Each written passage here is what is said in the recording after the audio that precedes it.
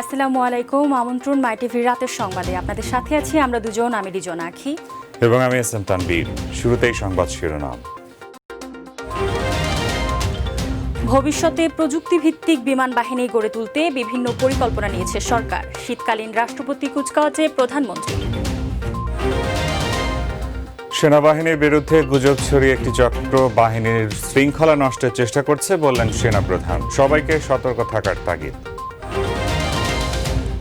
রাজধানীর মোহাম্মদপুরে শিশু সামিউল হত্যা মামলায় মা ও প্রেমিকের মৃত্যুদণ্ডাদেশ দিয়েছেন আদালত।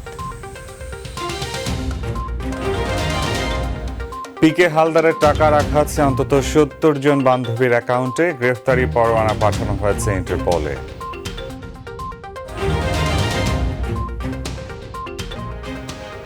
শুনলেন শিরোনাম। সংবাদে এছাড়া থাকছে মাই টিভির রোববারের বিশেষ আয়োজন উন্নয়ন অগ্রযাত্রায় বাংলাদেশ।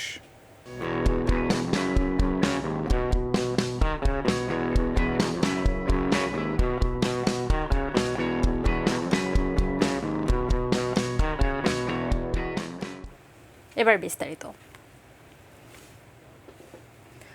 বাংলাদেশেই একদিন যুদ্ধবিমান তৈরি হবে বলে আশার কথা শুনিয়েছেন প্রধানমন্ত্রী শেখ হাসিনা। করোনা ও প্রাকৃতিক দুর্যোগ মোকাবেলায় বিমান বাহিনীর প্রশংসা করে ভবিষ্যতে প্রযুক্তিভিত্তিক বিমান বাহিনী গড়ে তুলতে সরকার বিভিন্ন পরিকল্পনা নিয়েছে বলেও জানান প্রধানমন্ত্রী। যশোরে বিমান বাহিনী একাডেমিতে রাষ্ট্রপতি কুচকাওয়াজে ভার্চুয়ালি যুক্ত হয়ে এসব কথা বলেন তিনি। সাইদুর রহমান আবিরের রিপোর্ট।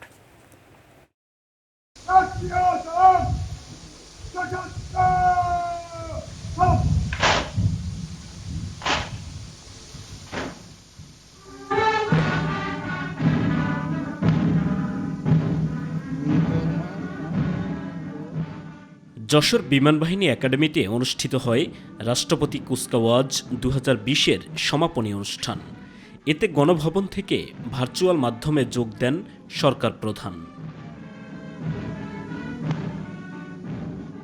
প্রধানমন্ত্রীর পক্ষে বিমান বাহিনীর ৭৭তম অফিসার কোর্স শেষ করা নবীন কর্মকর্তাদের ব্যাজ পরিয়ে দেন বিমান বাহিনী প্রধান। দিক নির্দেশনামূলক ভাষণে প্রধানমন্ত্রী বলেন, প্রযুক্তিভিত্তিক বাহিনী গড়ে তুলতে কাজ করছে তার সরকার। বিমান বাহিনীকে উন্নত আধুনিকায়নে ভবিষ্যতে আরও আধুনিক উচ্চ ক্ষমতা সম্পন্ন যুদ্ধ বিমান অন্যান্য সরঞ্জামাদি ক্রয়েরও কার্যক্রম প্রক্রিয়াধীন আছে। তবে করোনা ভাইরাসের কারণে, কোভিড-19-এর কারণে আমরা হয়তো এখন তেমন অর্থ ব্যয় করতে পারছি না। তবে আমাদের পরিকল্পনা আছে আমাদের বিমান বাহিনীকে আরও যুগোপযোগী গড়ে তোলা। সম্প্রতি আমরা চালু করেছি Bangabandhu Sheikh Mujibur Rahman aviation and aerospace বিশ্ববিদ্যালয়, যার মাধ্যমে আমি আশা করি হয়তো একদিন আমরা এই বাংলাদেশে যুদ্ধ বিমান, পরিবহন বিমান, হেলিকপ্টার তৈরিও করতে পারবো ইনশাল্লাহ। আর তাছাড়া আমরা মহাকাশে বিজ্ঞান চর্চা করা, হয়তো একদিন আমরা মহাকাশে পৌঁছেও যেতে পারি। যুদ্ধ করে অর্জিত দেশের মান ধরে রাখতে সর্বোচ্চ ত্যাগ স্বীকারের জন্য প্রস্তুত থাকতে নবীন কর্মকর্তাদের নির্দেশ দেন প্রধানমন্ত্রী। এদেশের স্বাধীনতা সার্বভৌমত্ব রক্ষা করা, দেশের মানুষের কল্যাণ করা, সার্বিক উন্নতি করা, এটাই আমাদের লক্ষ্য। বাংলাদেশকে আমরা ক্ষুধামুক্ত, দারিদ্র্যমুক্ত, উন্নত, সমৃদ্ধ বাংলাদেশ হিসেবে গড়ে তুলতে চাই। কাজে আমাদের বিমান বাহিনীর প্রতিটি সদস্য এবং বিশেষ করে আমার নবীন ক্যাডেট যারা, সবাইকে আমি এটুকু বলবো যে আমরা যুদ্ধ করে বিজয় অর্জনকারী একটি দেশ, একটি জাতি, সে কথা সবসময় মাথায় রেখে, মনে সাহস রেখে, মাথা উঁচু করে বিশ্ব দরবারে চলতে হবে এবং নিজেদেরকে প্রশিক্ষণের মাধ্যমে উপযুক্ত করে গড়ে তুলতে হবে। পরে রাষ্ট্রীয় সালাম গ্রহণের মাধ্যমে শেষ হয় আনুষ্ঠানিক আয়োজন। সাইদুর রহমান আবির, মাই টিভি, ঢাকা। সেনাবাহিনীর বিরুদ্ধে গুজব ছড়িয়ে একটি চক্র বাহিনীর শৃঙ্খলা নষ্টের চেষ্টা করছে বলে মন্তব্য করেছেন সেনাপ্রধান জেনারেল আজিজ আহমেদ। তবে সেনাবাহিনী আগের চেয়ে এখন আরও দক্ষ ও সুশৃঙ্খল, তাই গুজব ছড়ানো সম্ভব নয় বলে জানান তিনি। ঢাকা সেনানিবাসে সেনাবাহিনী প্রধান কর্তৃক নবগঠিত মিলিটারি ডেন্টাল সেন্টারের পতাকা উত্তোলন অনুষ্ঠানে তিনি একথা জানান। এ সময় বাহিনীর সবাইকে সতর্ক থাকার নির্দেশ দেন সেনাবাহিনীর প্রধান।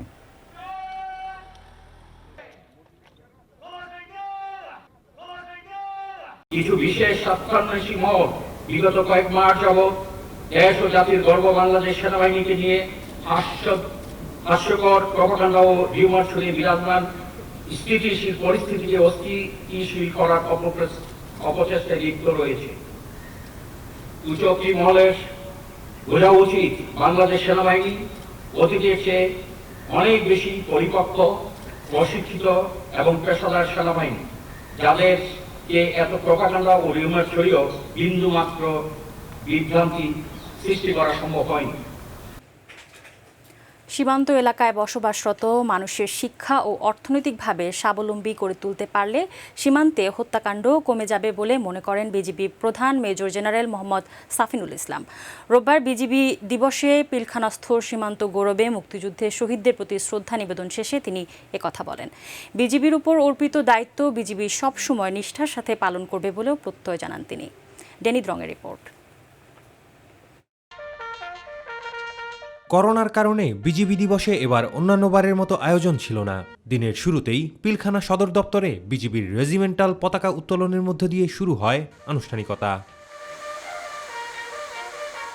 এরপর মুক্তিযুদ্ধের শহীদদের প্রতি শ্রদ্ধা নিবেদনে পুষ্পস্তবক অর্পণ করেন বিজিবির মহাপরিচালক মেজর জেনারেল মোহাম্মদ সাফিনুল ইসলাম।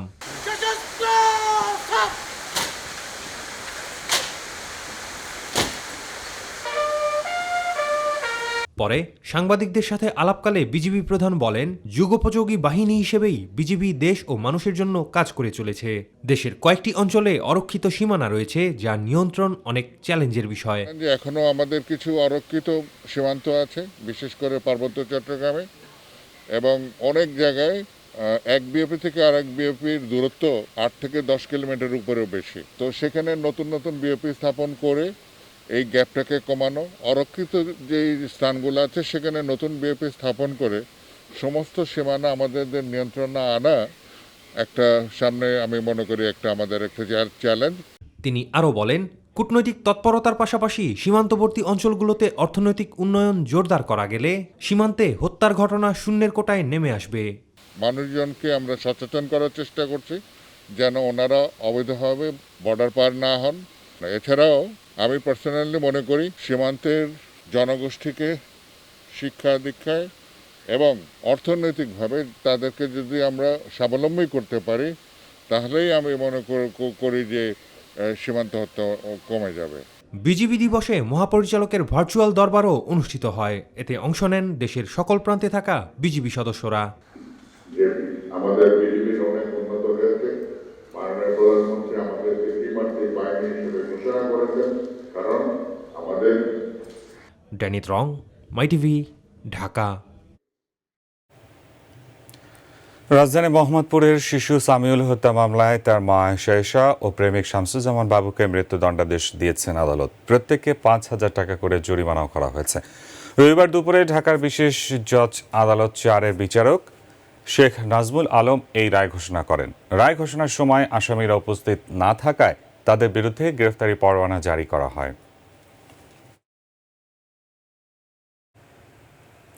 3,600 কোটি টাকা আত্মসাৎ ও পাচারের অভিযোগে বিদেশে পলাতক পিকে হালদারের 70 থেকে 80 জন গার্লফ্রেন্ডের সন্ধান পেয়েছে দুদক। তাদের অ্যাকাউন্টে কোটি কোটি টাকার লেনদেনের তথ্য মিলেছে। রোববার সাংবাদিকদের প্রশ্নের জবাবে একথা জানান দুদক আইনজীবী খুরশেদ আলম খান। তিনি জানান, তদন্ত প্রমাণিত হলে তাদেরকেও আসামি করা হবে। দুদক আইনজীবী আরও বলেন, পিকে হালদারকে ধরতে এরই মধ্যে গ্রেফতারি পরোয়ানা স্বরাষ্ট্র মন্ত্রণালয়ের মাধ্যমে ইন্টারপোলের কাছে পাঠানো হয়েছে। আমরা সব তথ্যপত্র জোগাড় করতে চাচ্ছি, দেখি সূত্র ধরে তার অবস্থানটা আমরা খুঁজে বের করার চেষ্টা করছি। দেখুন, আমরা মামলার তদন্ত হচ্ছে লন্ডারিং, পিকে হালদার সংক্রান্ত। পিকে হালদার লন্ডারিং তদন্ত করতে গিয়ে আমরা টাকা খুঁজবো। টাকা খুঁজতে গিয়ে যেমন কান টানলে মাথা আসে, সেভাবে যদি কোনো ব্যক্তি চলে আসে, আশ্চর্য হওয়ার কিছু। 24 ঘন্টায় দেশে করোনা ভাইরাসে আক্রান্ত হয়ে আরও 38 জনের মৃত্যু হয়েছে। নিয়ে মোট মৃত্যু হয়েছে 7,280 জনের। নতুন করে শনাক্ত হয়েছেন 1,153 জন। সব মিলিয়ে আক্রান্তের সংখ্যা দাঁড়িয়েছে 5,713 জনে। স্বাস্থ্য অধিদপ্তরের প্রেস বিজ্ঞপ্তিতে এ তথ্য জানানো হয়। গত 24 ঘন্টায় সুস্থ হয়েছেন 1,926 জন। এ পর্যন্ত মোট সুস্থ হয়েছেন 4,37,527 জন। এবার উন্নয়ন অগ্রযাত্রায় বাংলাদেশ। বুলেট ট্রেনের যুগে প্রবেশ করতে যাচ্ছে বাংলাদেশ। এরই মধ্যে শেষ হয়েছে চট্টগ্রাম থেকে ঢাকা রুটে চলাচলের জন্য নেয়া প্রকল্পটির সম্ভাব্যতা যাচাইয়ের কাজ। এগিয়ে চলছে নকশা তৈরির কাজটিও। নকশা চূড়ান্ত হওয়ার পরই ব্যয় নির্ধারণ করে প্রকল্পটি অনুমোদনের জন্য একনেকে পাঠানো হবে বলে জানিয়েছেন রেলমন্ত্রী নুরুল ইসলাম। রাকিব হাসানের বিশেষ রিপোর্ট। বুলেট ট্রেন উচ্চ গতিসম্পন্ন আলফা এক্স প্রযুক্তির এক ধরনের বিদ্যুৎ চালিত ট্রেন। বর্তমান সময়ে বুলেট ট্রেনগুলো ঘন্টায় প্রায় ৬০০ কিলোমিটারও বেশি গতিতে চলতে সক্ষম। বাংলাদেশের মতো উন্নয়নশীল দেশগুলোতে বুলেট ট্রেন স্বপ্ন হলেও তা বাস্তবে রূপান্তরিত করতে যাচ্ছে বর্তমান সরকার। ২০১৮ সালে ঢাকা থেকে চট্টগ্রাম পর্যন্ত বুলেট ট্রেন চালুর বিষয়ে সম্ভাব্যতা যাচাইয়ে বাংলাদেশ রেলওয়ে চুক্তি করে চায়না রেলওয়ে ডিজাইন কর্পোরেশন এবং মজুমদার এন্টারপ্রাইজের সাথে। এরই মধ্যে শেষ হয়েছে সম্ভাব্যতা যাচাইয়ের কাজ। নকশা প্রণয়নের কাজ চলছে দ্রুত গতিতে। তবে প্রকল্পটি কক্সবাজার পর্যন্ত বর্ধিত করা হতে পারে বলে জানিয়েছেন রেলমন্ত্রী। আমরা যতক্ষণ পর্যন্ত আমাদের ডিপিপিটা হাতে না আসতেছে, সম্ভাব্য খরচের যে হিসাবটা, ততক্ষণ পর্যন্ত পরবর্তী কি মানে সরকার স্টেপ নেবে এটা এই মুহূর্তে বলা যাচ্ছে না। তবে আমাদের তো একটা পরিকল্পনা আছে বলেই না আমরা এগুলো পরিসংখ্যান করছি বা এই ধরনের উদ্যোগগুলো আমরা নিয়েছি। এইটাই হলো কথা। এবং এটা আমরা মাননীয় প্রধানমন্ত্রীর ইচ্ছা যে এইটা শুধু চিটং নয়, এটা কক্সবাজার পর্যন্ত এটা বর্ধিত হবে। এই হাই স্পিড ট্রেন যদি আমরা এই প্রকল্পটা হাতে নেই তাহলে এটা আমরা কক্সবাজার পর্যন্ত এটা আমরা নিয়ে যাব। বর্তমানে ঢাকা, ব্রাহ্মণবাড়িয়া, কুমিল্লা, ফেনী, পাহাড়তলী ও চট্টগ্রাম পর্যন্ত রেলপথের দূরত্ব ৩২১ কিলোমিটার। তবে নতুন নকশা অনুযায়ী উচ্চগতির ট্রেনটি সরাসরি ঢাকা থেকে নারায়ণগঞ্জ তারপর কুমিল্লা হয়ে চট্টগ্রাম পৌঁছাবে। এক্ষেত্রে কমে আসবে ৯৪ কিলোমিটার পথ। উচ্চ গতির এই ট্রেনটির ঘন্টায় গতি হবে ৩০০ থেকে ৩৫০ কিলোমিটার। ফলে ঢাকা থেকে চট্টগ্রাম পৌঁছাতে নন স্টপ মাত্র সময় লাগবে ৫৫ মিনিট। দিনে যাত্রী পরিবহনের সক্ষমতা দাঁড়াবে ৫০,০০০-এ। ঢাকা চট্টগ্রাম বুলেট ট্রেন প্রজেক্টের বেশিরভাগ অংশই হবে এলিভেটেড। পুরো লাইনটি হবে ডাবল ট্র্যাক বিদ্যুৎ চালিত। আগামী বছরের মাঝামাঝি সময়ে বাজেট প্রণয়নের কাজ শেষ হবে। এরপরই উন্নয়ন সহযোগীদের সাথে চুক্তি করা হবে বলে জানান নুরুল ইসলাম। সরকারের দিক থেকে এইখানে বিনিয়োগ যদি আমরা দেখি যে এটা আমাদের জন্য ভায়াবল বা এটা মাননীয় নিশ্চয়ই আমাদের সরকার মাননীয় প্রধানমন্ত্রী সেটা বিবেচনা করবেন। এটা উনারই চিন্তা থেকে, উনার উদ্যোগে বা উনার আগ্রহে এই প্রকল্পটা আমরা হাতে নিয়েছি। কাজেই তখন সেটা বিবেচনা করা যাবে। সবকিছু ঠিক থাকলে ২০২৫ সালের মধ্যে বাংলাদেশে বুলেট ট্রেন চালু হবে বলে আশাবাদ ব্যক্ত করছেন কর্তৃপক্ষ। রাকিব হাসান, মাইটিভি, ঢাকা। ঘন কুয়াশায় আচ্ছন্ন থাকছে সারাদিন, সেই সঙ্গে হিমেল বাতাস বাড়িয়ে দিচ্ছে শীতের তীব্রতা। এতে কাহিল হয়ে পড়েছে উত্তরের হিমালয় সংলগ্ন নীলফামারীর জনজীবন। হাসপাতালগুলোতে ক্রমেই বাড়ছে শীতজনিত রোগীর সংখ্যা। এছাড়া ঘন কুয়াশার কারণে বোরো, বীজতলা সহ অন্যান্য ফসলের ফলন নিয়েও দুশ্চিন্তায় চাষিরা। নীলফামারী প্রতিনিধি আজিজুল ইসলাম বুলুর তথ্যচিত্রে আরও জানাচ্ছেন নূর মোহাম্মদ। উত্তরের সীমান্তবর্তী জেলা নীলফামারীর প্রতিদিনের সকালটা থাকে এমনই কুয়াশায় ঢাকা।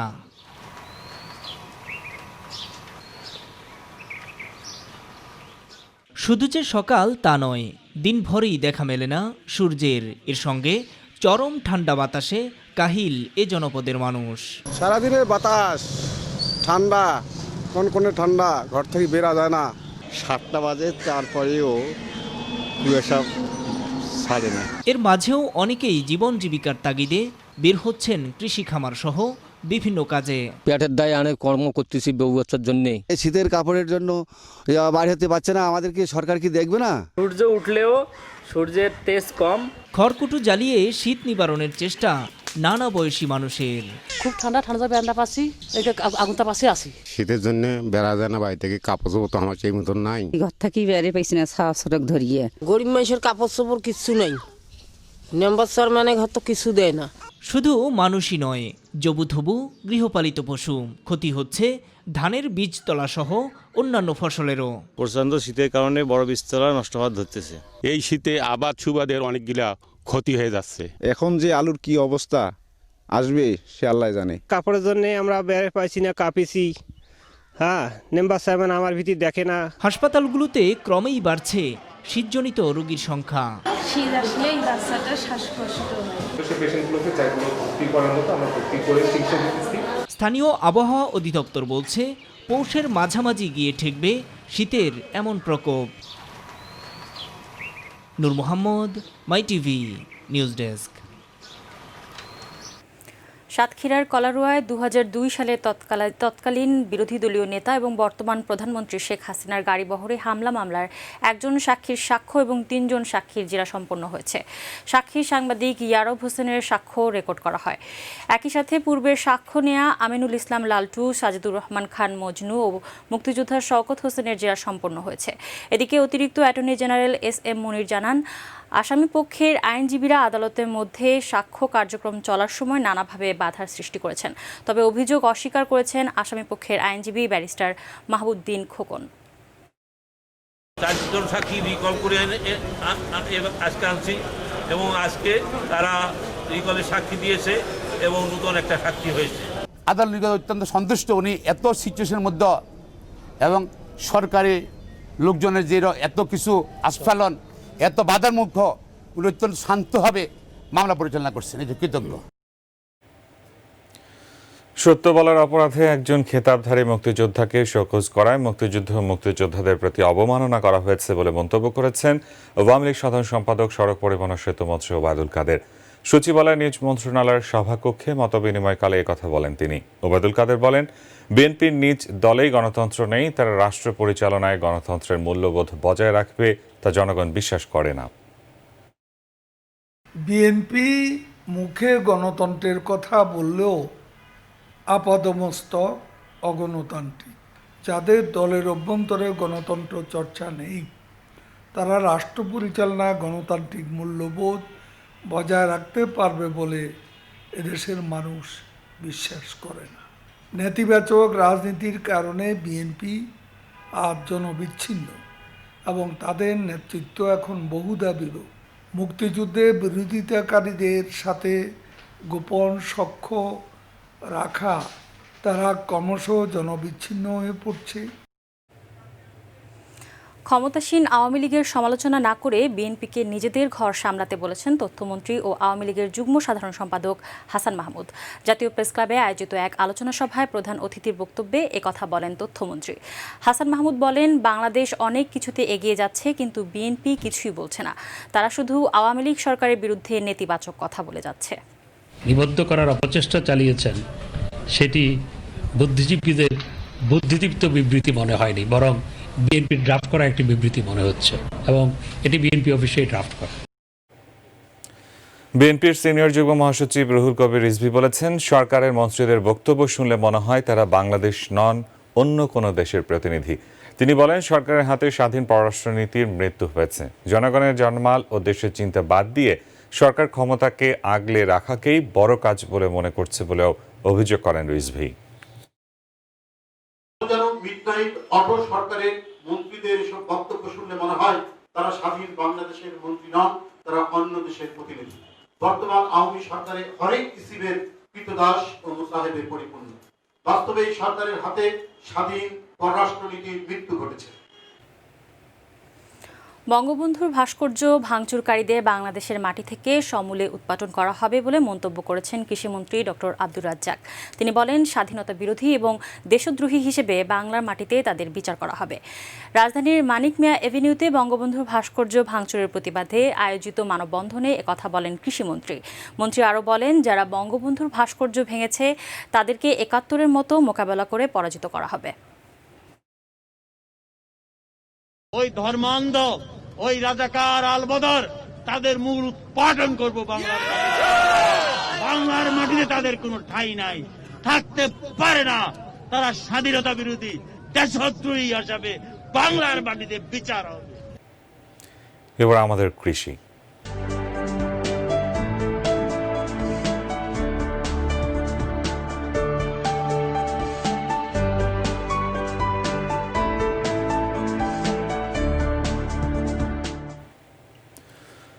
মৌসুম জুড়ে মেঘনা তেতুলিয়া নদীতে কাঙ্ক্ষিত ইলিশ না পাওয়ায় দুর্দিন চলছে ভোলার জেলে পল্লীতে। দাদন ও ঋণ পরিশোধ নিয়ে দিশেহারা জেলে ও ব্যবসায়ীরা।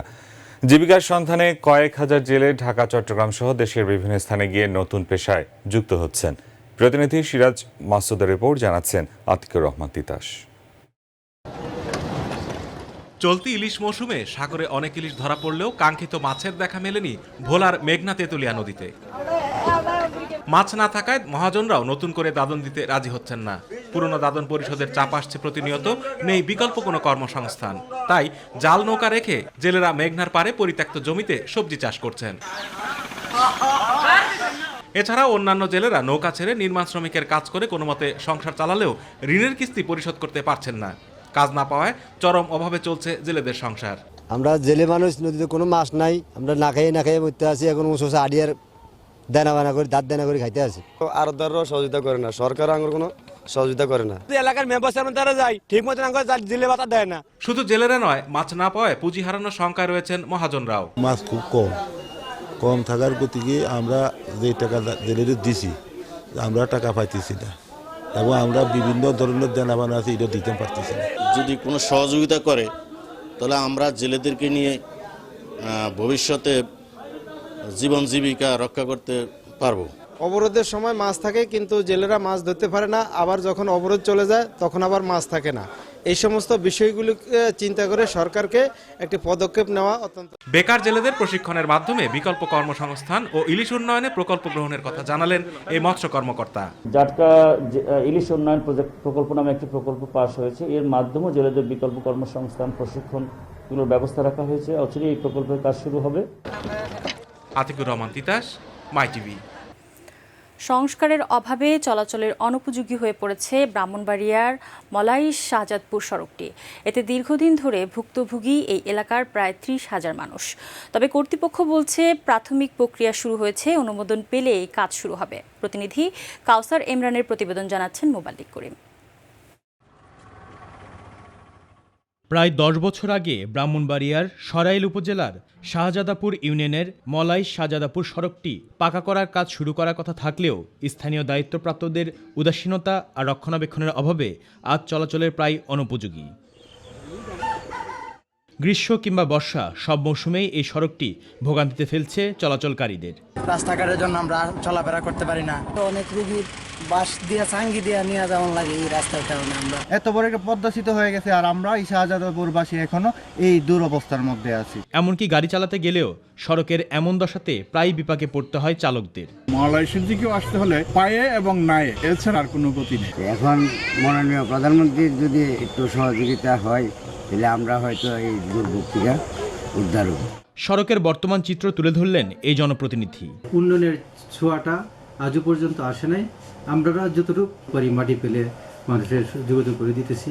এলজিইডির নির্বাহী প্রকৌশলী জানালেন এই সড়ক সংস্কারের বর্তমান দাপ্তরিক অবস্থা। প্রকল্প কখনো পরিকল্পনা কমিশন থেকে অনুমোদন হয়, তখন আমরা হয়তো এটা বাস্তবায়ন করতে পারব। উপজেলার এই কর্মকর্তা জানালেন বিষয়টি ত্বরান্বিত করার কথা। প্রাক্কলন তৈরি করে প্রস্তাব আকারে অনুমোদনের জন্য প্রেরণ করার প্রস্তুতি নিয়েছি। ইনশাল্লাহ এই প্রস্তাবটি অনুমোদিত হয়ে আসলে আমরা খুব অতি সত্বরই এই এলাকার জনগণের দুর্ভোগ দূর করতে প্রয়োজনীয় ব্যবস্থা গ্রহণ করব। এ নিয়ে নিজের অবস্থান জানালেন এই সংসদ সদস্য। এই রাস্তাটা যদি হয়, এই রাস্তাটা হওয়ার পর আমি মনে করি এখানকার হাজার হাজার মানুষ উপকৃত হবে। মোবাল্লিক করিম, মাই টিভি, নিউজ ডেস্ক। এবারে গ্রাম বাংলার খবর।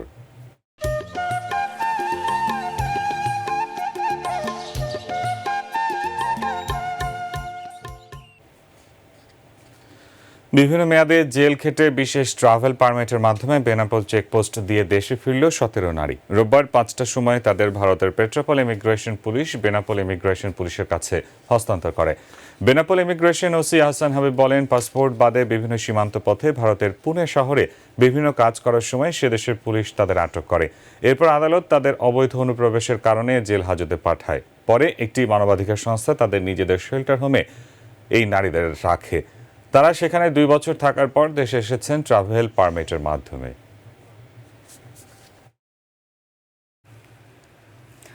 ভারতীয় হাইকমিশনার বিক্রম দোরাইস্বামী বলেছেন, কলকাতা থেকে পণ্যবাহী জাহাজযোগে ভারতের ত্রিপুরা রাজ্যে পণ্য পরিবহনে চট্টগ্রাম বন্দর ভারত ভুটানের গেটওয়ে। চট্টগ্রাম বন্দর ব্যবহার করে সমুদ্রপথে পণ্য পরিবহন আরও বাড়াতে বে টার্মিনাল গুরুত্বপূর্ণ ভূমিকা রাখবে। দুপুরে চট্টগ্রাম ওয়ার্ল্ড ট্রেড সেন্টার হলে চট্টগ্রাম চেম্বারের নেতৃবৃন্দদের সাথে বৈঠকে এই কথা বলেন তিনি। এ সময় চট্টগ্রাম চেম্বার সভাপতি মাহবুবুল আলম সহ চেম্বার পরিচালকরা উপস্থিত ছিলেন। International gateway for the entire eastern seaboard of that is Bangladesh, eastern and northeastern India, and including for Bhutan and Nepal.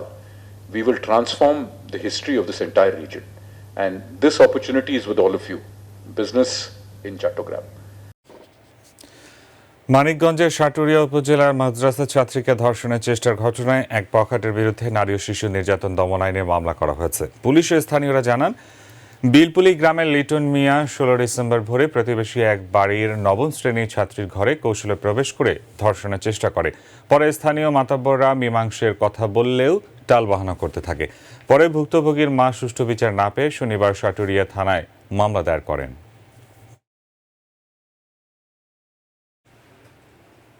প্রবাসের খবর।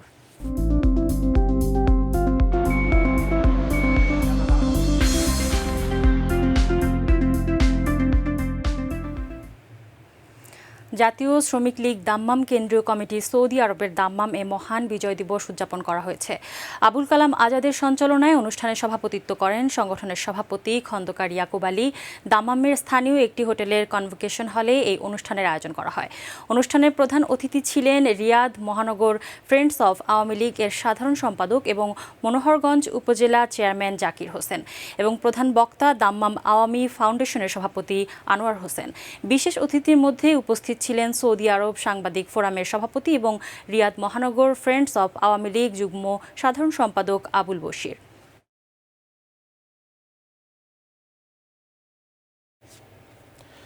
রক্ত দিন, জীবন বাঁচান, মানবতার সেবায় এগিয়ে আসুন। মহান বিজয় দিবস উপলক্ষে কুয়েতে এই প্রথম স্বেচ্ছায় রক্তদান করেছেন প্রবাসী বাংলাদেশি তরুণরা। দেশটির জেবরিয়া কুয়েত সেন্ট্রাল ব্লাড ব্যাংকে স্বেচ্ছায় রক্তদান কর্মসূচি অনুষ্ঠিত হয়েছে। বিদেশের মাটিতে বাংলাদেশের সুনাম বৃদ্ধি পাবে এবং অন্যরাও স্বেচ্ছায় রক্তদান করতে এগিয়ে আসবে, এমনটাই জানালেন তরুণ বাংলাদেশি স্বেচ্ছায় রক্তদানকারীরা। কুয়েতের বিভিন্ন অঞ্চল থেকে রক্তদান কর্মসূচিতে অংশগ্রহণ করেন প্রবাসী গণমাধ্যম কর্মী সহ নানা পেশার মানুষ।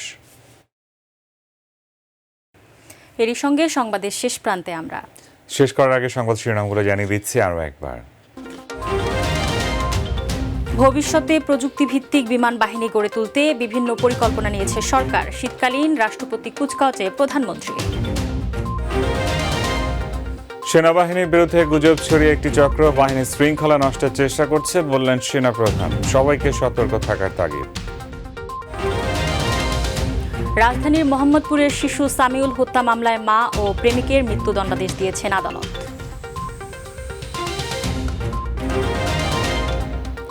পিকে হালদারের টাকা রাখা আছে অন্তত 70 জন বান্ধবীর অ্যাকাউন্টে। গ্রেফতারি পরোয়ানা পাঠানো হয়েছে ইন্টারপোলে। করোনা সংক্রমণ নিয়ন্ত্রণে ইউরোপের বিভিন্ন দেশে নতুন করে বিধিনিষেধ আরোপ।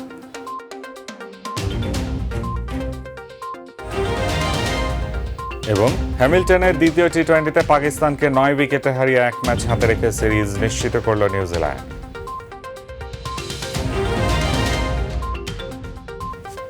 এই ছিল এখনকার মতো। এতক্ষণ সঙ্গে থাকার ধন্যবাদ। এছাড়া ইউটিউবে মাই টিভি সংবাদ পেতে ভিজিট করুন youtube/mytvbd নিউজ এবং আমাদের অনুষ্ঠান দেখতে ভিজিট করুন youtube/mytvbangla, facebook/mytvbangla ও twitter/mytvbangla।